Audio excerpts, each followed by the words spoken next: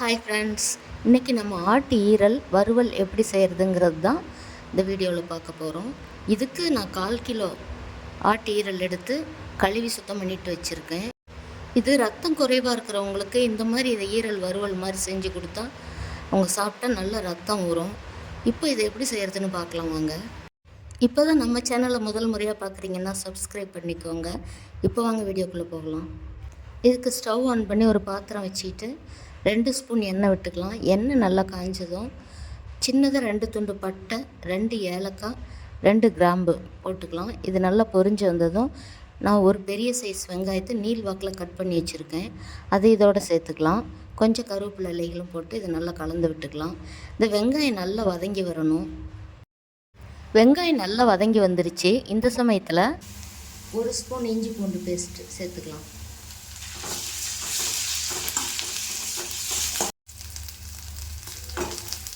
வெங்காயம்லாம் நல்லா வதங்கி வந்துருச்சு.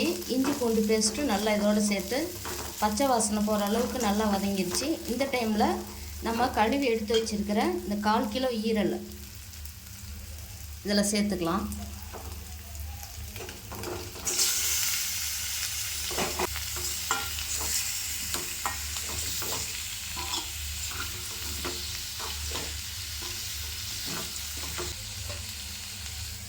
ஒரு நிமிஷம் மூடி வச்சுக்கலாம்.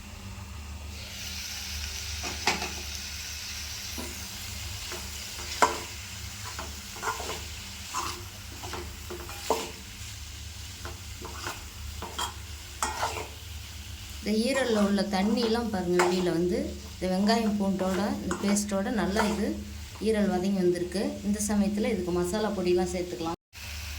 1/2 ஸ்பூன் வரமிளகாத்தூள், 1 ஸ்பூன் மல்லித்தூள், 1/2 ஸ்பூன் கரம் மசாலா, இந்த ஈரல் வதங்கிறதுக்கு தேவையான அளவு கல்லுப்பு, மஞ்சள் தூள் சேர்த்து இதெல்லாம் நல்லா கலந்து விட்டுக்கலாம். நான் இதுக்கு வரமிளகாத்தூள் 1/2 ஸ்பூன் சேர்த்துருக்கேன். இது காரம் கொஞ்சம் அதிகமாகவே இருக்கும். உங்களுக்கு காரம் கம்மியாக வேணும்னா நீங்கள் கொஞ்சம் குறைவாக போட்டுக்கலாம், 1/4 ஸ்பூன் அளவுக்கு. இதை நல்லா கலந்து விட்டுட்டு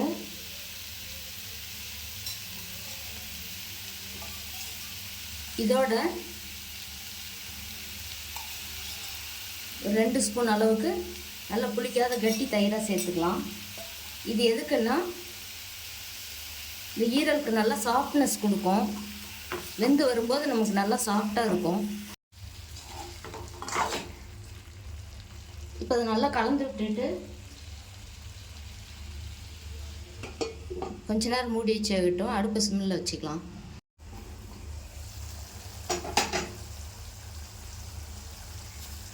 ஈரல் நல்லா தண்ணியை நல்லா அதில் இருக்கிற தண்ணியெலாம் விட்டு நல்லா எண்ணெய் பிரிஞ்சு வருது பாருங்கள்.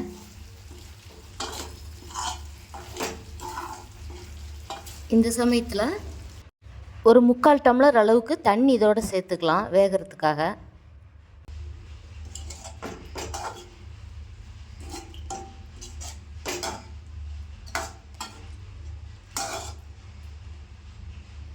தண்ணி சேர்த்து இதை மூடி வச்சிடலாம். கொஞ்ச நேரம் வேகட்டும்.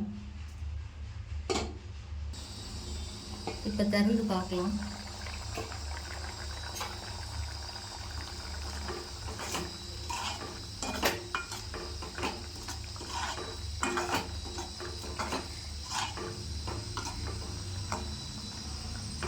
இது கலந்து விட்டுட்டு இன்னும் ஒரு 2 நிமிஷத்துக்கு மூடி வைக்கலாம். இந்த ஈரலில் உள்ள தண்ணி எல்லாம் நல்லா ட்ரை ஆகி வரணும். இப்போ திறந்து பார்க்கலாம். இப்போ நல்லா தண்ணியெலாம் ஓரளவுக்கு ட்ரை ஆகிருக்கு.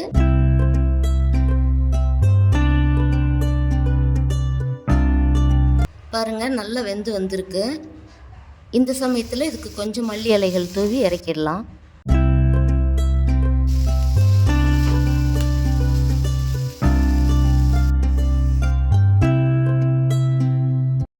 இதே போலவே நீங்களும் ட்ரை பண்ணி பாருங்கள். ட்ரை பண்ணி பார்த்துட்டு உங்களுடைய கருத்துக்களை கமெண்ட் பாக்ஸில் சொல்லுங்கள்.